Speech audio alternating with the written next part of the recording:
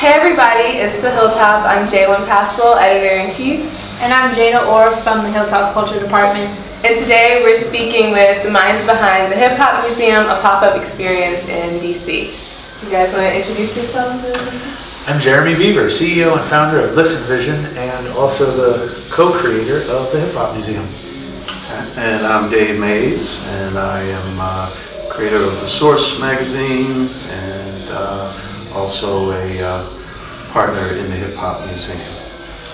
Thanks so much for sitting and talking with us. Howard has a really close history with hip hop and a lot of people who just really appreciate the culture. So thank you for taking the time out. So I guess to start first, So first we want to know for each of you, when was the moment that you realized you fell in love with hip hop? You go first. Well, for me, I mean, it was Rapper's Delight was the first song that I, remember and kind of fell in love with that song. It's a little more complicated with me because I'm from DC. For those of you guys that may not know about DC and go-go music, rap music really didn't take hold in DC for many, many years while it was spreading and picking up all across the country. So we did get some of those type of songs on the radio, which is how I heard Rapper's Delight and Curtis Blow the Breaks and songs like that in the late 70s, early 80s when I was very young here. When I went to college, I went to Harvard, which is just outside of Boston, and they hated go-go music up there, and I got more and more into rap and hip hop when I started a radio show there at the college station. So. Hated? Hated it? Oh, they don't like go-go nowhere outside. Did you try playing it for Yeah, the radio show was go-go and hip-hop at first. And I had, all my tapes, and people would call in like, turn that trash off. Like, what the hell is that? What is it? They didn't even know what it was. Yeah, they hated it up there. Yeah, so eventually I had to face that out. I'm from New York. They hated it there too. There you go. Right, how I fell in love with it. So my story is kind of simple. I think I got a boombox for Hanukkah, and in New York, shout out Brooklyn, where I'm from, I would play the boombox, after my parents went to bed. It's like midnight, and all of a sudden, Hot 97 WBLS in the early 80s, and Red Alert would come on, then Terminator X would come on, and as a young 10, 11, 12-year-old kid, I would listen to these DJs and it would just boggle my, it was just like freaking me out, like what are they doing? How are they doing that? What are, scratching and everything. And so I would record these tapes endlessly at night, and then I would play them back during the day. And for me, my earliest memory of hip hop, like really the first song or artist that I fell in love with was Run DMC. Everything to me about Run DMC made sense. And the fact that they were two rappers and one DJ, and everything was choreographed perfectly. I never looked back. So that was it for me. Nice. So why was creating this experience important for you guys? And why was it important that it wasn't a traditional museum format, that it was kind of pop-up and more interactive? Yeah, well, I mean, I grew up going to a lot of museums as a child in New York City. My parents would always take me to museums, and I felt like I had a really good knowledge and background and understanding of how museums work. And I'm just now realizing that when I started to become a young teenager, when my parents would take me to museums, I would have a yawning attack. I'm being serious, like actually uncontrollable yawning. And it's just now occurring to me at this very moment. And I think maybe that was the impetus for why, when Dave and I got together, we thought that it would make a lot more sense that it's like a museum remixed. Do you know what I mean? So it's not necessarily a sleepy, permanent, same collections, right? We can pop up in different cities and locations with different artists and different seminars and workshops and DJing and b-boying and graffiti and, bring the whole living, breathing life and culture of the music to the people. And so that just seemed to make a lot more sense. Makes sense to me too, especially when you think about the nature of hip hop being more authentic and then also remixing often. So makes sense to me. Yeah. So with magazines and museums that kind of took hip hop and put it in a place to be criticized, like as a true culture or like contribution to culture at large, how important do you think those spaces are so that we can have these conversations? Hip hop spaces? Yeah. I mean, Dave would know better. Dave created this, he could speak to the space that was the unsigned hype section. I mean, you created a platform, with that, about hip hop spaces. You mean as far as like places in the media, or are you saying museums specifically? So I guess anywhere that takes hip hop, which was sort of marginalized or seen as unserious, and then critiques it in a serious light. Right. Well, I mean, yeah, that's important, just because it's interesting for me, my perspective, all these years being involved. When I started the Source, rap was still, very much more underground, very much, looked down upon by everybody in society. But yet there was, a growing generation of, literally millions of young fans that have, fallen in love with the music and these artists in the, late 70s, early 80s. And so, for the Source, when I created it, that was, really a big part of our mantra, was giving hip hop, the respect it deserves, and talking about it and looking at it in an intelligent way, which wasn't being done at all in any media at the time. And we were almost like the voice for hip hop, the champions of the culture and the movement, to kind of stand up and try to give a more accurate and fair perspective on not just hip hop, but the issues that were impacting the hip hop community. So it's kind of, some ways it's kind of sad, 30 years later, that hip hop still really doesn't get the respect, that it deserves. It's still, to me, it's sort of, tied up in issues of race and racism in our society, and, the way that people kind of look down upon it and still think of it as a second-rate sort of art form, as popular and everything as it is. You still see that in a lot of media, a lot of mainstream outlets. The fact that there is no museum or anything that pays tribute to it, all show that there's kind of still a lack of full respect for what hip hop is. And so I guess that's the answer. I don't remember what else was the source itself legitimized hip hop to a degree that I can't think of any other entity that to legitimize hip hop. The Source played a role in hip hop, in legitimizing and commercializing hip hop to a degree that nothing else absolutely did. It was kind of, if you look at the magazines that were the precursors even just to the Source, Word Up magazine and some of the other ones, they were more like pop culture and kind of like just like almost like kids magazines. Do you know what I mean? Yeah. When the Source came along, even if you look in the gallery at some of the first issues, Dave took a journalistic eye or a journalistic approach to covering hip hop and the stories of the day, and kind of intermingled the two so that the hip hop forum incorporated what was ever happening in modern culture as well, American culture.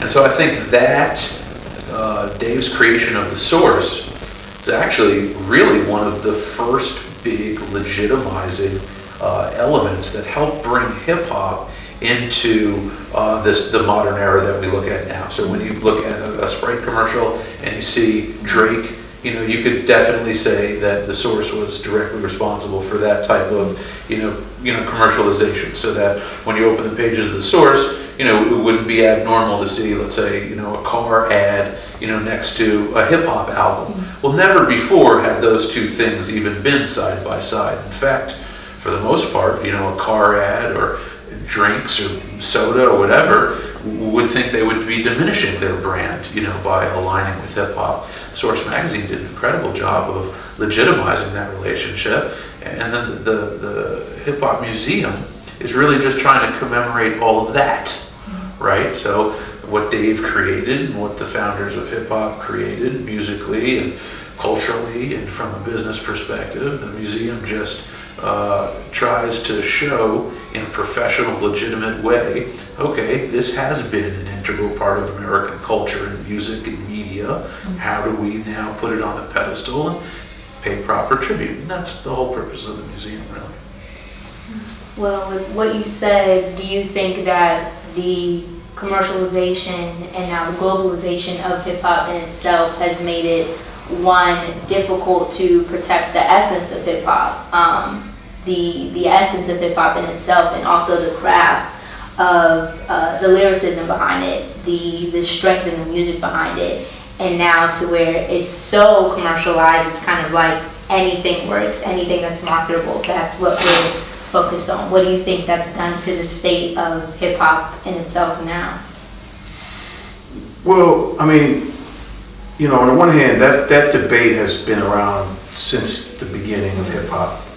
People were debating in the 80s, is hip hop getting too commercial? The rappers from the 70s, they thought Sugar Hill Gang, Rappers Delight, was trash, and were really angry that song and that group were getting popular when a lot of the pioneers were not getting that exposure, and that would continue on. In the 80s, you had Tone Loc and Young MC, and then you get into Hammer and Vanilla Ice and stuff like that. So that topic has been around, and of course, as hip hop has grown and become bigger and became more and more commercialized, it has changed things.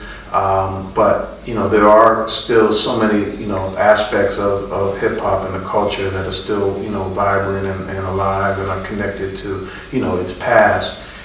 Today in particular, I'm excited because I feel like there's really an opportunity for hip hop to kind of almost reinvent itself a little bit, and you're starting to see that. I mean, just the impact of the digital world and the impact that social media and other forms of digital music distribution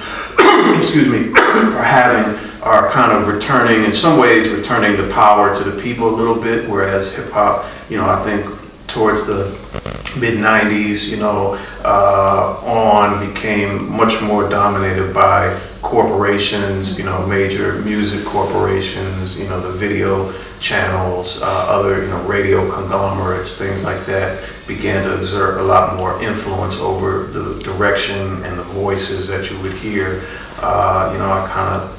I kind of go to the death of Tupac as sort of a turning point in hip hop. And that sort of opened a vacuum, up for more commercialization to take in. He was really the last, hip hop artist of that era that really, stood for, social, politically, conscious, messages and a voice and, black ownership and a lot of these sorts of things, that in many ways, kind of disappeared for a long time. And, there are elements of it that remain and, some artists that are still doing that. But I think now we're at a time where hopefully, because of this, digital revolution that's going on, hip hop can kind of regain some of those elements. Yeah.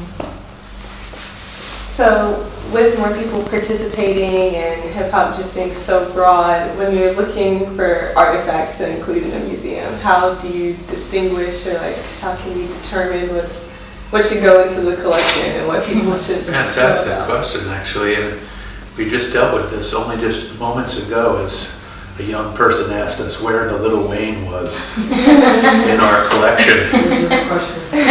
Which is no, it's not a bad question, right? Because we're so unused to, right, commemorating hip hop. It's not a bad question, right? Because maybe like 20 years from now, right, he will be in the collection, right. But the collection cuts off at 2000. Right. Yeah, but Lil Wayne's came out before 2000. Yeah, absolutely. There's no Cash Money in in there? Nothing? Oh, we got tons of cash money. Yeah. Okay. We got tons of cash money, and I think we But might he even wasn't the have- guy before 2000. Yeah, before 2000. You Right, know, right. You know, when And also, you know, the fact of the matter is like, you know, there's a difference between, I think, a museum collection, right, and like, let's say, a modern hip hop experience, right? Yeah. Because, you know, there is, from what I understand, you know, something called the Track Museum in Atlanta, Yeah. right? That can encapsulate, you know, the modern hip hop experience. But I think there's also a certain extent of lack of knowledge, even amongst hip hop fans, about, you know, where the genre comes from, who the Right. founding fathers were, who invented scratching, why do we use breakbeats? The Source magazine was just a one-page newsletter. I mean, Right. you know, all of these things people don't know. I mean, when you come to the museum and people see, they look at this yellow sheet of paper and they go, what is that? I say, that is the first issue of the Source magazine. And then they get real close and they look at it Right. and they go, actually, I just noticed, I was reading it, and MC Search 1988 hadn't come out with Third Base yet.